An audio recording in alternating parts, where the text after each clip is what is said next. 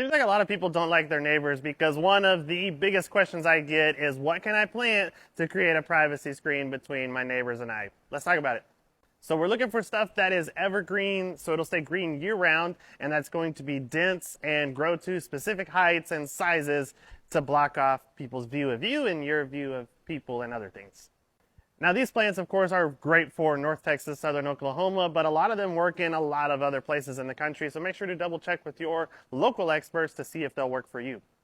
My number one suggestion always for this is Nellie Stevens holly. They are evergreen, they're dense, they get about 15 feet tall, 10 feet wide, they're gorgeous, red berries in the winter time, and decently fast growing. Next would be the Oakland holly. It is related to the Nellie Stevens holly, but this one, instead of getting so big and bulky, it grows a little more upright, so it'll fit on a tighter fence line.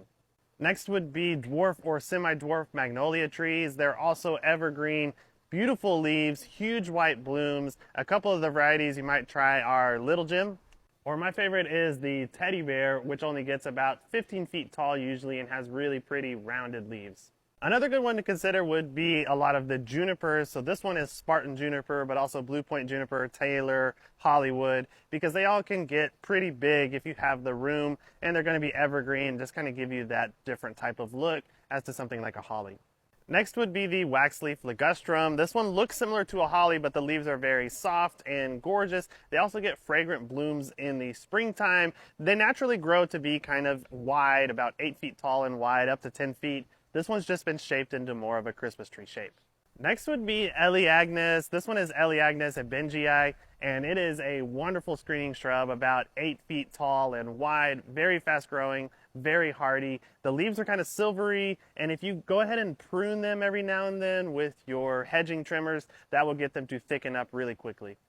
Next would be the Yaupon holly, Ilex vomitoria. This one is a native to Texas. They will get thicker if you shear them every now and then, and they get these red berries that the birds absolutely love to eat in the winter.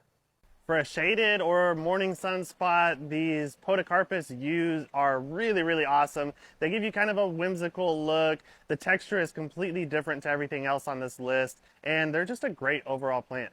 And lastly, another one for shaded or morning sun spots is the Cleara. They come in a bunch of different varieties now. Some of them are variegated, some of them have more red and bronze colors to them, but they're a great evergreen shrub that can get about 8 feet tall.